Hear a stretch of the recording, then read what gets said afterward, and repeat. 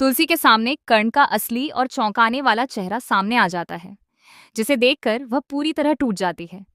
उसे यकीन ही नहीं होता कि जिस इंसान पर उसने सबसे ज्यादा भरोसा किया था, वही उसके सामने इतना बड़ा सच छुपा रहा था।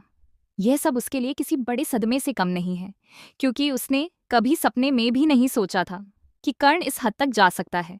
वहीं दूसरी तरफ गौतम तुलसी को कर्ण के अफेयर की पूरी सच्चाई बताने का फैसला कर चुका है, और वह हर उस राज को सामने लाने वाला है जिसे अब तक सब छुपाया जा रहा था।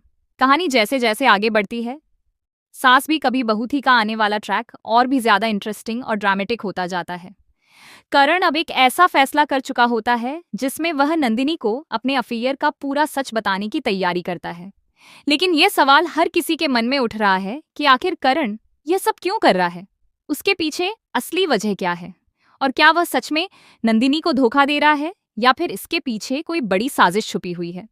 इसी बीच तुलसी उसी घर में पहुंचती है और उसी कमरे में जाती है जहां नंदिनी ने पहले करण को एक औरत के साथ देखा था।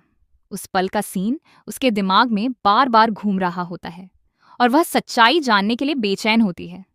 लेकिन कहानी में सबसे बड़ा ट्विस्ट तब आता है जब जो औरत तुलसी से मिलती है, वह वही औरत नहीं होती जिसे नंदिनी ने कर्ण के साथ देखा था। यह पूरी तरह एक अलग चेहरा होता है, और यहीं से शक और भी गहरा हो जाता है। धीरे धीरे यह बात सामने आती है कि यह सब कर्ण की सोची समझी प्लानिंग थी।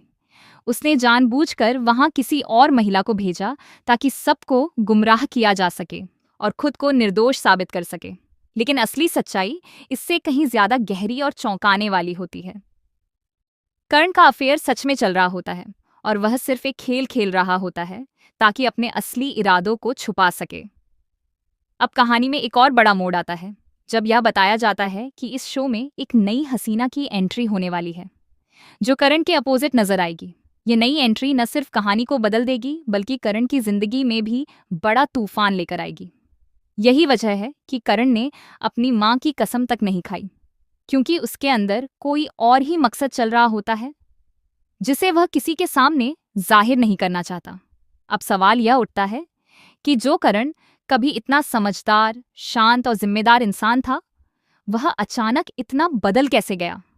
उसने नंदिनी को धोखा देने का फैसला क्यों किया?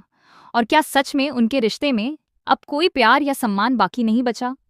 यह भी सोचने वाली बात है कि इतने मजबूत रिश्ते के बाद भी आखिर ऐसी दरार कैसे आ गई कि सब कुछ टूटने की कगार पर पहुंच गया। तुलसी के लिए यह सब समझना बहुत मुश्किल हो रहा है, क्योंकि वह करण के इस व्यवहार के पीछे की वजह नहीं समझ पा रही। उसे हर तरफ से सिर्फ धोखा और रहस्य ही नजर आ रहा है। अगर करण तुलसी से प्यार नहीं करता, तो फिर वह कौन है जो उसके दिल के इतने करीब पहुंच चुका है? इसी बीच यह भी सामने आता है कि एक और महिला है जो कर्ण से प्यार करती है और उसकी जिंदगी में अपनी अलग ही जगह बना चुकी है। यही बात इस पूरे मामले को और भी ज्यादा उलझा देती है। दूसरी तरफ गौतम के पास एक ऐसा सबूत आता है जो पूरी कहानी को बदल सकता है। वह अपनी माँ तुलसी को एक तस्वीर भेजने वाला है जिसमें वह हसीना साफ नजर आती है, जिसके साथ करण को गले लगते हुए देखा गया है। लेकिन सबसे बड़ा झटका तब लगता है जब पता चलता है कि यह वही औरत नहीं है जिसे तुलसी ने पहले कमरे में देखा था। यानी किसी ने जानबूझकर असली सच्चाई को छुपाने की कोशिश की है और सबको भ्रम में डाल दिया है। अब धीरे धीरे कर्ण का पूरा झूठ सामने आने लगता है और उसका असली रूप उजागर होने वाला होता है। यह भी सामने आता है कि कर्ण यह सब कुछ किसी से बदला लेने के लिए कर रहा है, और उसका अफेयर भी इसी बड़े मकसद का हिस्सा है। लेकिन इस पूरे खेल में सबसे बड़ा सवाल यही है कि नंदिनी का क्या कसूर है? उसने ऐसा क्या किया है कि उसे बार बार इस दर्द और धोखे से गुजरना पड़ रहा है? कर्ण और नंदिनी का रिश्ता कभी बहुत खूबसूरत माना जाता था। दोनों ने एक दूसरे के साथ कई मुश्किलें देखी थीं और हर मुश्किल वक्त में एक दूसरे का साथ दिया था। लेकिन अब वही रिश्ता सवालों के घेरे में आ गया है।